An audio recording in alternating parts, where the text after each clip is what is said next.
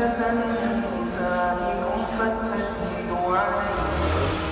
فاستشهدوا عليهن أربعة منكم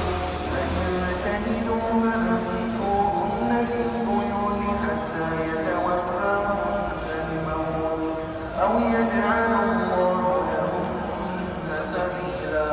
واللاتي يأتين منكم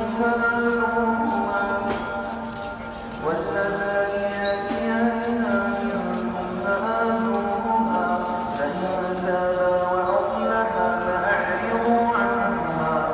إن الله كان توابا رحيما إنما التوبة على الله للذين يعملون السوء بجهالة ثم يتوبون من فأولئك يتوب الله عليهم وكان الله عليما حكيما وليست التوبة للذين